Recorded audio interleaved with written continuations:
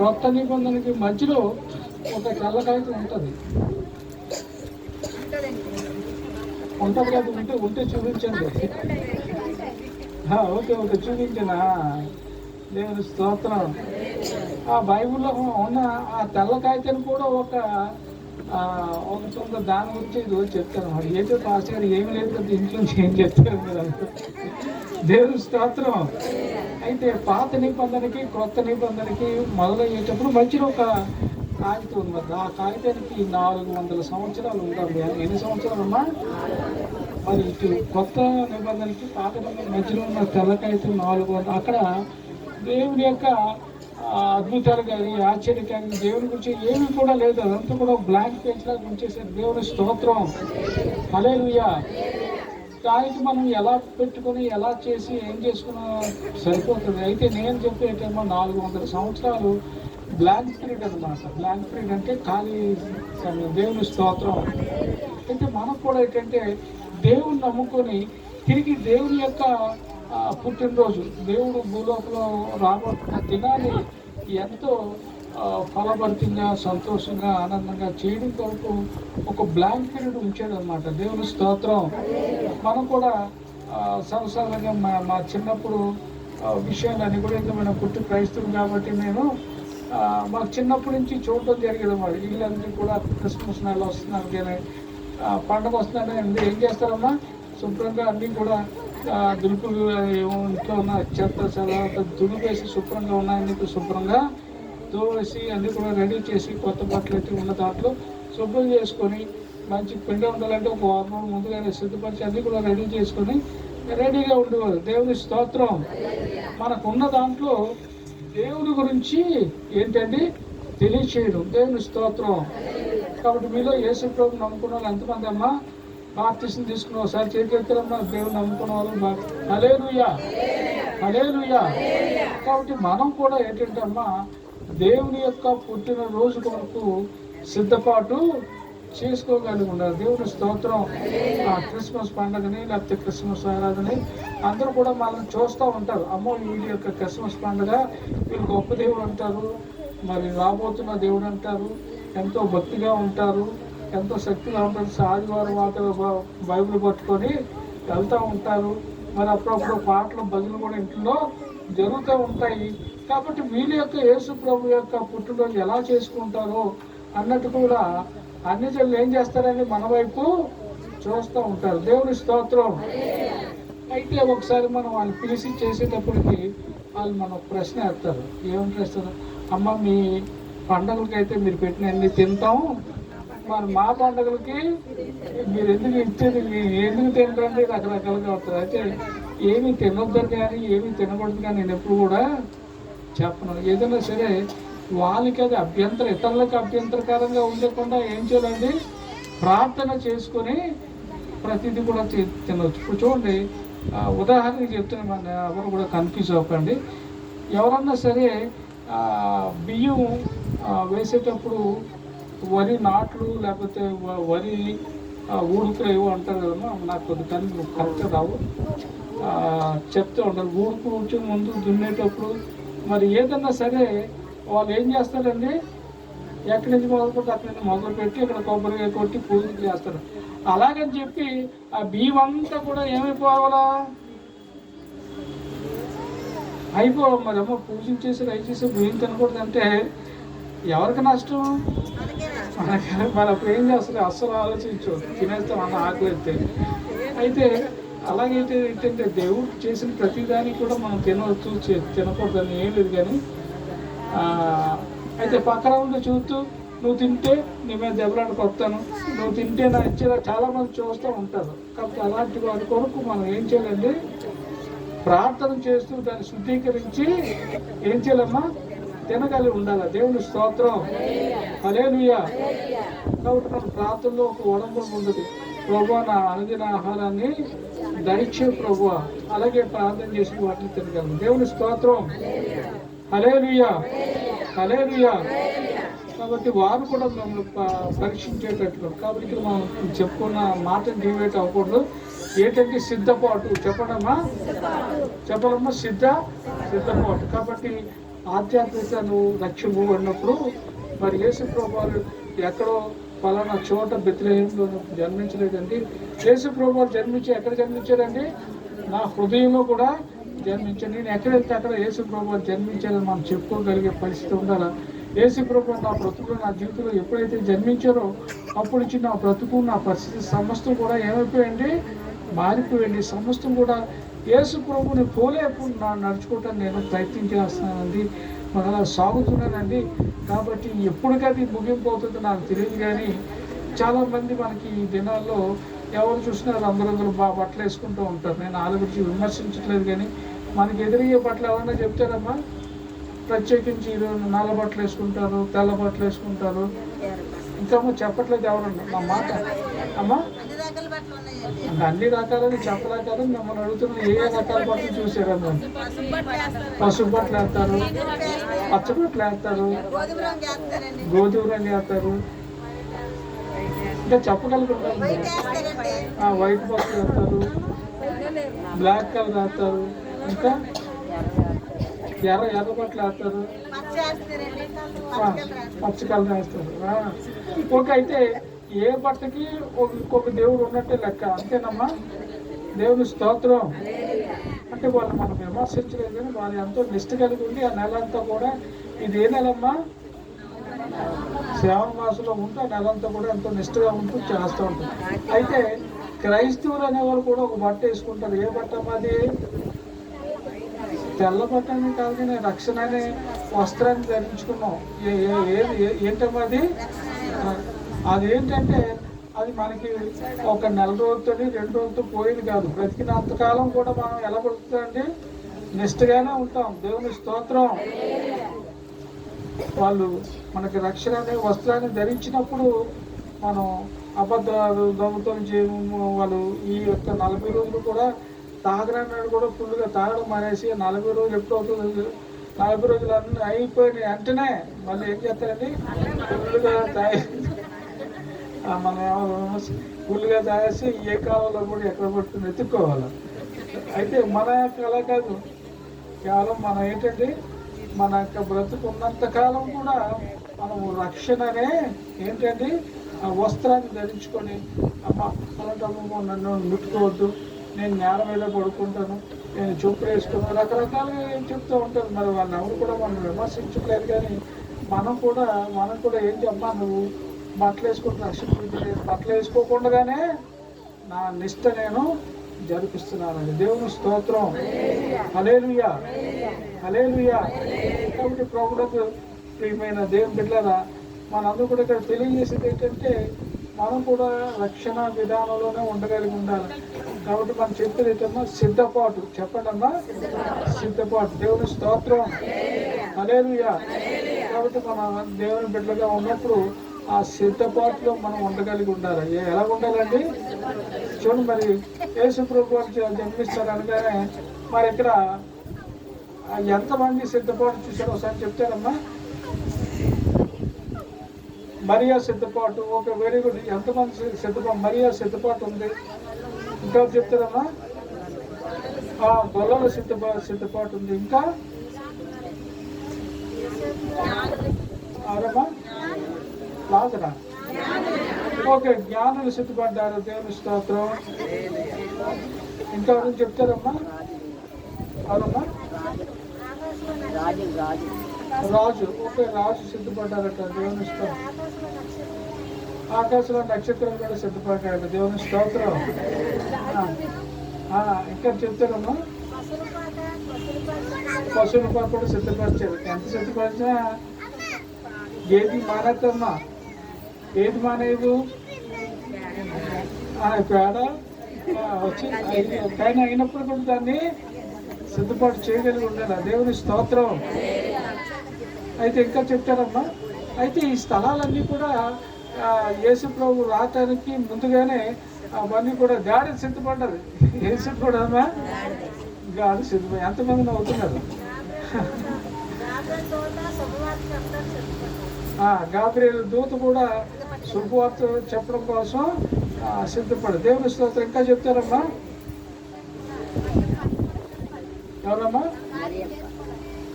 మరియా భర్త యేసపు గారు కూడా మరియా సిద్ధపడ్డది, యేసపు గారు కూడా సిద్ధపడ్డారు. దేవుని స్తోత్రం. అయితే వీళ్ళందరూ కూడా సిద్ధపడే యేసుప్రభుని కనుగొన్నారా, కానీ ఆ సమయానికి ఆ సందర్భానికి వాళ్ళు ఎలా ఉన్నారండి, సిద్ధపడి ఉన్నారు. కాబట్టి దేవుడు వారిని ఎంచుకొని వారితో దేవుడు కాబట్టి ఈరోజు నేను అందరం కూడా యేసు ప్రభు మన హృదయాల్లో, మన జీవితంలో, మన గృహంలోకి ఏం జరగాలమ్మా, క్రిస్మస్ యేసు ప్రభు జన్మించాలి అంటే మనం కూడా ఏం చేయాలండి, సిద్ధపడి కలిగి ఉండాలి. దేవుని స్తోత్రం. హల్లెలూయా, హల్లెలూయా. కాబట్టి వాళ్ళకి ఎవరు కూడా తెలిసిండి ఎవరు కూడా వాళ్ళు సిద్ధపడలేదు.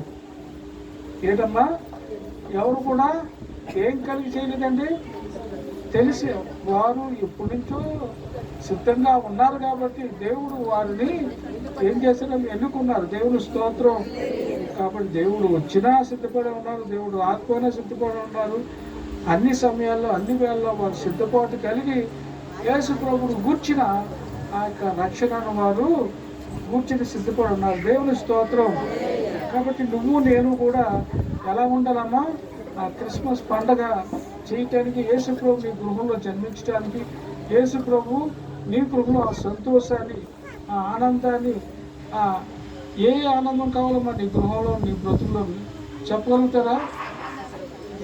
సమాధానం కావాలా? దేవుని స్తోత్రం. నీలో ఏముంటే ఆ యొక్క క్రిస్మస్, ఏ సిద్ధపాటు కలిగి ఉంటే క్రిస్మస్ నీలో ఉన్నట్టుగా ఉంటుంది. చెప్తారమ్మా, నేను చెప్పే ప్రశ్న ఎంతమందికి వస్తుందో ఒకసారి చేతులు చెప్తారమ్మా. నేను ఏ ప్రశ్న వేసానమ్మా, ఎటువంటి సిద్ధపాటు నీలో నీ గృహంలో ఉంటే యేసు ప్రభు నీ గృహంలో చొరబడతారు, నీ గృహంలో ఉంటారు. ఆ క్రిస్మస్ ఆనందము నీ గృహంలో ఉండగలుగుతారు. సరసాలుగా ఏం చేస్తారండి, అమ్మో ఫాస్ట్గా వస్తారు, మిగతా సర్కస్లు అందరూ ఇంట్లోకి వస్తారు కాబట్టి మా ఇల్లు చూసిన వెంటనే వాళ్ళ అమ్మాయి ఎంత బాగా చేసావమ్మా, లేకపోతే రకరకాలుగా మనం చెప్పుకోవటానికి కదా మనకు ఉన్న దాంట్లో అంతా కూడా అప్పోసో చేసి ఏదో ఒక రకంగా కొంతమంది ఏమేమి అలంకరించుకుంటారు చెప్తారమ్మా. స్టారు పెడతా ఉంటారు, ఇంకా ఏదమ్మా ట్రీ పెడతా ఉంటారు, ఇంకా లైటింగ్లు పెట్టుకుంటారు, ఇంకా పశువుల పాలు పెట్టుకుంటారు, ఇంకా చెప్పాలి కావు. ఆలోచిస్తున్నారో చూసి అమ్మా ఇల్లు డెకరేషన్ చేస్తారు, ఇంకా చెప్పండి అమ్మా.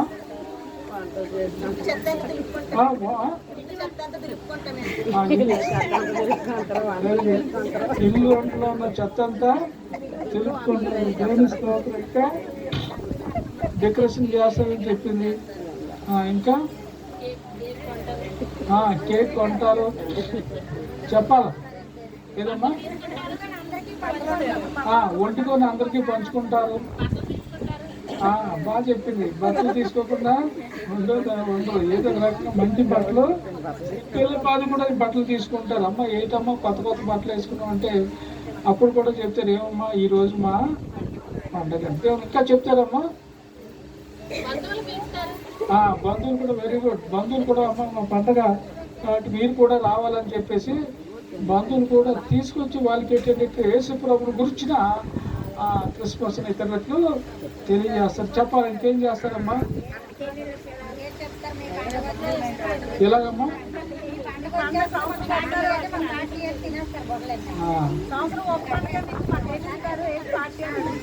Okay, very good. ఎందుకంటే అందరి పార్టీకి వాళ్ళు వెళ్తాం కాబట్టి మన పండుగ పార్టీ కూడా వాళ్ళు ఏం ఇస్తారు, ఏం చేస్తారు అంటారు. కాబట్టి వాళ్ళ కోసమన్నా ఏం చేస్తారండి, పండుగ చేస్తూ ఉంటారు. దేవుని స్తోత్రం. కాబట్టి నేను చెప్పే మాట ఏంటమ్మా, సిద్ధపాటు. చెప్పండి అమ్మా. మీ పక్కన కూడా అమ్మా, ఇప్పుడు మీరు దేని గురించి నేర్చుకుంటున్నాం అని అడగండి అమ్మా. చెప్పడమ్మా, సిద్ధపాటు. దేవుని స్తోత్రం. హల్లెలూయా. కాబట్టి మన బ్రతుకులో, మన జీవితంలో కూడా యేసు ప్రభువారు ఇక్కడ ఎలాంటి క్రిస్మస్ అమ్మా నీ గృహంలో చూడాలనుకుంటున్నావు అంటే ఎవరు కూడా ఏం మరి బట్టలు చెప్పారు, పిండి వంటలు చెప్పారు, బంధువులు చెప్పారు, ఏం చెప్పారు, కానీ మరి ఎవరు కూడా ఏమి చెప్పలేకపోతే చెప్పండి అమ్మా. యేసు ప్రభు వారు మా ఇంట్లో వస్తే సంతోషం. కాబట్టి యేసు ప్రభుని మా ఇంట్లో చూడాలనుకుంటున్నామని ఎవరు కూడా చెప్పలేదు. అయితే ఆ దోతలు కూడా మా ఇంట్లోకి వచ్చినట్లయితే ఎంతో బాగుంటుందని చెప్పలేదు. కానీ మా ఇంట్లోకి ఎన్ని వాహనాలు వచ్చి ఏమి వచ్చినా సరే ఆ యేసు ప్రభు వారు గాడిద ఎక్కి వచ్చారు. అలాంటి గాడిద మా ఇంటికి వస్తే మంచిదమ్మా అంటే, మరి గాడిదలు చాలా మంది వస్తూ ఉంటారు, రకరకాల కూసి వెళ్ళిపోతూ ఉంటారు. అంటే ఎవరెవరు రకరకాలుగా వాళ్ళ మనసులోనూ తలపులోనూ నచ్చినవన్నీ కూడా ఏం చేస్తారండి, కామెంట్స్ అని అంటారు ఇంగ్లీష్లో. వాళ్ళకి నచ్చింది ఏం చేస్తారమ్మా, కామెంట్స్ అంటే ఏంటమ్మా, వాళ్ళు ఉన్న మనసులో ఉన్న భావాలన్నీ పైకి బాగున్నదని కూడా బాగోలేదని కూడా చెప్పేవాళ్ళు కూడా ఉంటారు. అమ్మ ఏటమ్మా ఎంత బాగా చేసేసింది అన్నట్టుగా రకరకాలుగా విమర్శించే వాళ్ళు ఉంటారు. దేవుని స్తోత్రం. అలా కూడా గాడిలో వస్తూ ఉంటాయి, పూసుకుంటూ వెళ్ళిపోతూ ఉంటాయి. వాళ్ళ గురించైనా సరే ఏం చేయాలని ఇంకా బాగా సిద్ధపాటు చేయగలిగి ఉండాలి. దేవుని స్తోత్రం. అయితే ఇప్పటి నుంచే మనం ఏం చేయాలండి, మన హృదయాన్ని సిద్ధపాటు చేసుకోవాలి. మన మనసులు ఇంట్లో ఉన్న వాళ్ళందరినీ కూడా ఏం చేయాలండి, సిద్ధపాటు చేయగలి. చూడండి, ఆ రోజు చాలా మంది ఏం చేస్తారు, పండుగ రోజున ఏం చేస్తారో తెలుసమ్మా, మనం నలుగురు పెట్టుకుంటూ ఉంటారు, తెల్లారు స్నానాలు చేస్తూ ఉంటారు, ఎంతో చక్కగా చేసి చిన్న బిడ్డలు మొత్తం అందరూ కూడా ఏం చేస్తారండి, సిద్ధపాటు చేస్తారు. దేవుని స్తోత్రం. హల్లెలూయా. నిన్ను చూసి ఇతరులు ప్రశ్నించాల. అమ్మ రోజులు ఏంటంటే ఈ రోజు ప్రత్యేకింపడంటే, అయ్యా మా యొక్క ఏంటండి క్రిస్మస్ అండి, మరి ఎప్పుడో చాలామంది చేస్తుంటే చూసాను, కానీ ఈ రోజైతే నేను అనేక దినాలు అనేక సమయాలు నేను సిద్ధపాటు కలిగింది. ఈ రోజున నేను ఏం చేస్తానంటే క్రిస్మస్ చేసుకున్నాను, కానీ అనేక దినాలు చూసి చూసి చూసి ఈరోజు నేను చేసుకున్నాను. దేవుని స్తోత్రం. హల్లెలూయా. అయితేనమ్మా మన ఇతర దేశాలు ఆ ప్రాంతం నుంచి వాళ్ళు చలి ఎక్కువ ప్రాంతం అన్నమాట. ఏంటమ్మా అది, అయితే వాళ్ళు 24వ తారీఖు వరకు కూడా ఆ సంఘంలోను చర్చిలోను రకరకాల గృహాల్లోనూ వాళ్ళు చేసుకుని ఫంక్షన్స్ అని చేసి అటెండ్ అవుతూ ఉంటారు. అయితే క్రిస్మస్ రోజు మాత్రం వాళ్ళ ఫ్యామిలీ వాళ్ళకున్న రిలేటివ్స్ మాత్రమే కలిసి క్రిస్మస్ చేసుకుంటూ ఉంటారు. ఇంకా వాళ్ళు బయటికి వెళ్ళరు, ఎక్కడికి వెళ్ళరు. ఆ 24వ తారీఖు అంతా కూడా వాళ్ళ గృహంలోనే ఉండి వాళ్ళ బంధువులతో వాళ్ళతో పాటు చేసుకుంటూ ఉంటారు. ఎందుకంటే చర్చిలో చలి ఎక్కువ కూడా వల్ల మరి వాళ్ళు బయటికి వెళ్ళలేరు, బయటికి రారు. మనకంటే అలాగ ఉండదు, కానీ మరి చక్కగా గారెక్కి శుభ్రంగా బట్టలు తీసుకోవడం, మనం హ్యాపీగా మేడ మీద ఎక్కడెక్కడ మగవాళ్ళు వేస్తున్నారు, అప్పుడే హ్యాపీగా పడుకుంటారు. మనకు అంత వెచ్చదనం ఉంటుంది. దేవుని స్తోత్రం. అయితే చాలామంది అమ్మ పాలు ఎంత బాగా చేస్తారు ఏంటని అనుకుంటారు. వారు అమ్మటానికి వాటికి వీటికి కూడా వాళ్ళు రకరకాల డెకరేషన్స్ అవి చూడటానికి వెళ్ళొచ్చు, కానీ క్రిస్మస్ అంటే ప్రత్యేకంగా ఏ గృహాల్లోనూ ఏ సంఘాల్లో కనపడదు, కానీ వారికి వారు డెకరేట్ చేసుకుని వారి గృహంలోనే ఉండగలుగుతూ ఉంటారు. దేవుని స్తోత్రం. అయితే ఈ రోజున నాకు ఇవ్వబడిన ప్రత్యేకత ఏంటంటే, మనం కూడా వ్యక్తిగతంగా ఏం చేయాలండి, సిద్ధపాటు కలిగి ఉండదు. కాబట్టి అన్నీ చేసుకొని అన్నీ చేసిన నీ హృదయంలో యేసు ప్రభు లేకపోతే అది క్రిస్మసే కాదు. కాబట్టి నీ హృదయంలో ఉన్న యేసు ప్రభుని ఏం చేస్తే ఆయన్ని నువ్వు సిద్ధపాటు కలిగి ఉంటావు. దేవుని స్తోత్రం. కాబట్టి మనం ఏం చేయాలంటే మన జీవితంలో, మన బ్రతుకు, మన పరిస్థితిలో కూడా యేసు ప్రభుని కలిగి ఉండి ఆయన కూడా చక్కగా శుద్ధీకరించి పవిత్రంగా చేసి నీలో పవిత్రతను చూపించగలిగి ఉండాలా. నీలో మాత్రం నేను చెప్పేటంటే మరియా తాలూకా క్రిస్మస్ ఉండాలి, యోసేపు తాలూకా క్రిస్మస్ ఉండాలా, కావాలంటే జ్ఞానుల తాలూకా క్రిస్మస్ ఉండాలా, పొలం తాలూకా క్రిస్మస్ ఉండాలా, పశువుల పాక యొక్క క్రిస్మస్ ఉండాలా. మరి ముఖ్యంగా అన్నిటికంటే కూడా నీ గృహంలో ఎవరు జన్మించగలిగి ఉండాలమ్మా, నీ హృదయంలో నీ గృహంలో మరి ప్రత్యేకించి చూస్తూ ఉండాలి. ఇంకా ఎవరి యొక్క హృదయాల్లో యేసు ప్రభు జన్మించకుండా వారు క్రిస్మస్ చేసుకోలేని పరిస్థితిలో ఉన్నారో నువ్వు చూడకుండా వారికి ప్రాధాన్యత ఇచ్చి వారి సిద్ధపాటుకొని నువ్వు ఏం చేయాలండి, ప్రయాసపడుతూ ఉండాలి. దేవుని స్తోత్రం. నీకు నువ్వుగా సిద్ధపాటు కలిగి ఉండాలి. వారిని కూడా నువ్వేం చేయాలండి, సిద్ధపరిచే పరిస్థితిలో నువ్వు నీకు నువ్వు సిద్ధపరచకూడదు, ఎదుటోళ్ళు సిద్ధపరిస్తే ఏమైనా ఉపయోగం ఉంటుందా? ఉండదు. దేవుని స్తోత్రం. కాబట్టి వాళ్ళలో ఉన్న పరిస్థితులన్నీ కూడా పక్కన పెట్టి తను కూడా నీ వలె సంతోషించడానికి, తను కూడా నీ వలె సిద్ధపాటు కలిగటానికి, తను కూడా దేవుని యొక్క ఆలయానికి. మరి చాలామంది ఏం చేస్తారంటే ఈ పండుగల్లోనూ ఈ యొక్క ఫ్రెండ్స్ పిలుచుకోవడంలో, బంధువులు పిలుచుకోవడంలో ఏం మర్చిపోతారమ్మా? సంఘానికి ఆరాధించడానికి మర్చిపోతారు. వాళ్ళ చుట్టూ 12 గంటలకు వస్తారు, తింటూ 12 గంటలకు వస్తారు, 20 గంటలకు వస్తే అయ్యేటారు. అప్పుడు పాస్గా రాకపోతే ఏముంటారు, ఒకసారి అడుగెట్టేసి వచ్చేద్దాం, రకరకాలుగా అడుగెట్టేసి వచ్చేస్తాం. అలేలుయ్యా. కాబట్టి అమ్మా ప్రతి ఒక్కరూ కూడా సిద్ధపాటు. ఆదివారం అంటే నిద్రపోకూడదు. నాకు ఉదయం 9 అవుతుంది, బిడ్డలు చక్కగా సిద్ధపాటు చేసి మరి ఆ రోజు మరి 12 గంటలకి 1 గంటలకి భోజనాలు కాదు, కానీ ఆ రోజు 6 గంటలకి అన్నీ కూడా సిద్ధపాటు చేసి భోజనానికి ఈజీగా చేస్తే కొంచెం వెయిట్ చేస్తే చాలు.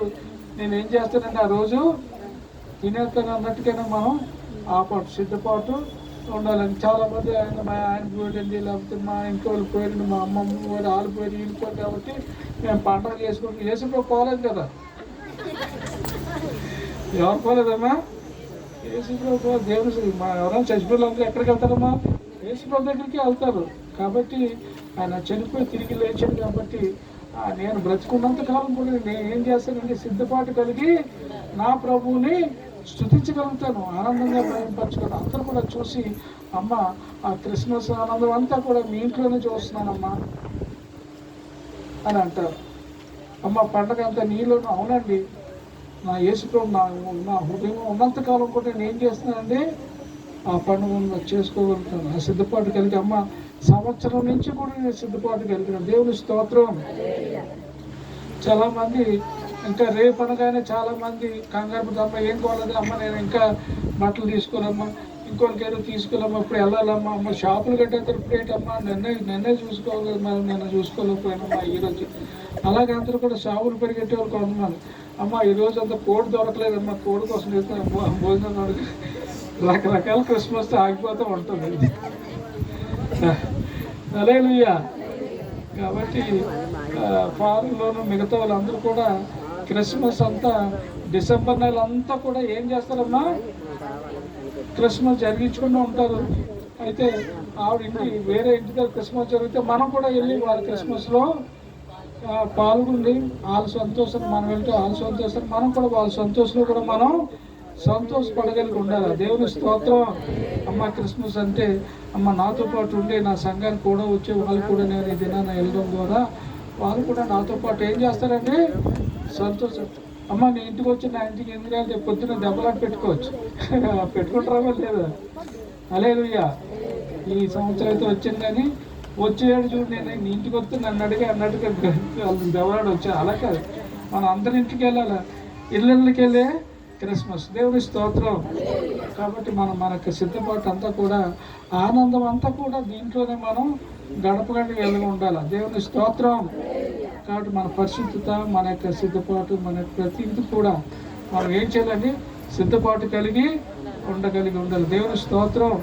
మరి ఇప్పుడు చెప్పండి అమ్మ, నీ ఇంట్లో ఎలాంటి క్రిస్మస్ కావాలని కోరుకుంటున్నావు అమ్మా? ఇంకా పెద్దగా. దేవుని స్తోత్రం. అమ్మా యేసు ప్రభువు హృదయంలో జన్మించాలని చూస్తున్నాం. దేవుని స్తోత్రం. అమ్మ క్రిస్మస్ ఎలా చేయాలి?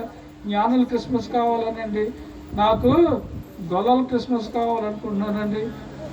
ఇంకా అమ్మ దోతుల యొక్క క్రిస్మస్ నా ఇంట్లో ఉండాలని చూస్తున్నానండి. మరి రకరకాలైన క్రిస్మస్ అంతా కూడా నా ఇంట్లోనే నేను చూడాలనుకుంటున్నాను అన్నప్పుడు అన్నీ కూడా కనిపిస్తాయి. ఎప్పుడు కనిపిస్తాయమ్మా? నువ్వు సిద్ధపడి ఉండాలి. దేవుని స్తోత్రం. హల్లెలూయా. కాబట్టి ఏ మూల ఎక్కడ వెతికినా ఎక్కడ చూసినా సరే ఏం కనిపించాలమ్మా? క్రిస్మస్ కనిపించండి. సిద్ధపాటే ఉంది దేనికన్నా సరే. దేవుని స్తోత్రం. కాబట్టి మీ బైబిల్లో ఉన్న తెల్లకైతే చూపిస్తారమ్మా? బైబిల్లో ఉన్న తెల్లకైతే గురించే చెప్పాను ఇప్పుడు వరకు. దేవుని స్తోత్రం. అందులో ఏమో రాసిందమ్మా? రాసిందా? చాలా మంది ఊరు అవుతున్నారు. రాసిందా? హల్లెలూయా. అది తెల్ల కాగితంలో ఏమంటే కొత్త పని మొదలవుతుందని చెప్పి ఉంటారు తప్పితే, కానీ పాత నిబంధనకి కొత్త నిబంధన మధ్యలో ఒక తెల్లగా దానికి కొత్త పని మొదలవుతాయి 4 సంవత్సరాలు గ్యాప్ ఉందన్నమాట. ఎన్ని సంవత్సరాలన్నా? 4 సంవత్సరాలు. మరి బైబిల్ మొదటి దగ్గర నుంచి ఎండ్ అయ్యే వరకు 4 సంవత్సరాలు. ఈ నా యొక్క 4 సంవత్సరాల యొక్క ఏంటని అడిగితే అదేంటంటే యేసు ప్రభువు జన్మించడానికి ఆయన తీసుకున్న సిద్ధపాటు. దేవుని స్తోత్రం. అది మనకి విడిచిపెట్టిన సిద్ధపాటు అన్నమాట. దేవుని స్తోత్రం. హల్లెలూయా, హల్లెలూయా. కాబట్టి ఈ దినం నుంచి మనం ఏం చేద్దామండి? సిద్ధపాటు కలిగి ఉందాం. దేవుని స్తోత్రం. మరి అంతేకాకుండా మరి మా యొక్క గృహంలో క్రిస్మస్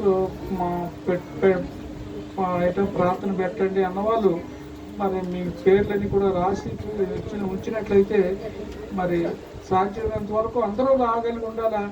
అందరూ కూడా ఆ గృహంలో ఆ క్రిస్మస్ ఎలా చేసుకున్నారో మీరు చూడగలిగి ఉండాలా. దేవుని స్తోత్రం. హల్లెలూయా. అందరూ కూడా ఒకసారి ప్రత్యేకించి కళ్ళు మూసుకుని సిద్ధపాటు కొరకు ప్రత్యేకంగా ప్రార్థన చేద్దామమ్మా.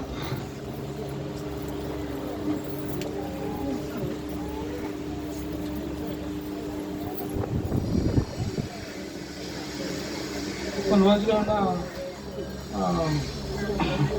జ్యోతి ప్రార్థన చేస్తాం, ఎందుకంటే మైక్ దగ్గరగా ఉంది. మరి మిగతా కూడా ప్రార్థన చేయగలరు, కానీ ఎవరన్నా సరే ప్రార్థన చేయడానికి ఇష్టపడిన వాళ్ళు ఈ యొక్క ఫ్రంట్ రోలోకి వచ్చి కూర్చున్నాము. రో అంటే ముందుగా ఉన్నవాళ్ళు.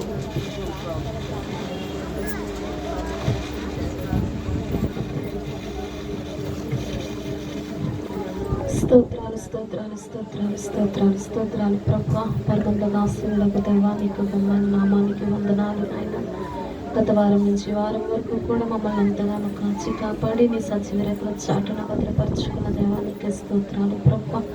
మేమందరము కూడుకుని ప్రభా నిన్ను ఆరాధించడానికి, నిన్ను స్తుతించడానికి, నిన్ను మహిమపరచుటకు నాయన మాకు ఇచ్చినటువంటి సమయాన్ని బట్టి కూడా, ఈ స్థలాన్ని బట్టి నేను వాతావరణాన్ని బట్టి కూడా నాయన నీకు నీ కృతజ్ఞాస్తుతులు చెల్లించుకుంటున్నాం. మేము కలిగి ఉన్న సమస్తాన్ని బట్టి కూడా నీకు కృతజ్ఞాస్తుతులు. మేము కలిగి ఉన్న ఆరోగ్యము కానీ, అయ్యా మేము తింటున్న ఆహారము కానీ, కట్టుకున్న వస్త్రాలను బట్టి కానీ, ఉంటున్న గృహాల బట్టి కానీ, నేను కలిగి ఉన్న కుటుంబాలను బట్టి కానీ, అయ్యా మేము చేస్తున్న ఉద్యోగాలను బట్టి కానీ, వ్యాపారాలను బట్టి కానీ, బిడ్డల చదువుల పట్ల కానీ, ప్రతి దాన్ని బట్టి కూడా అది నీవిచ్చినది కనుక, నీ కృప వల్లనే మేము ఉన్నాం కనుక ప్రభా, సమస్తాన్ని బట్టి నీకు కృతజ్ఞాస్తుతులు చెల్లించుకుంటున్నాము రాజా. నీకు స్తోత్రాలు ప్రభా. ఇది నానిచ్చుడు కనుక నాయన అనేక మంది గతించిపోయారు ప్రభా. నాయన వారి కంటే మేమేమీ గొప్పవారము కాదు, కానీ కేవలం నీ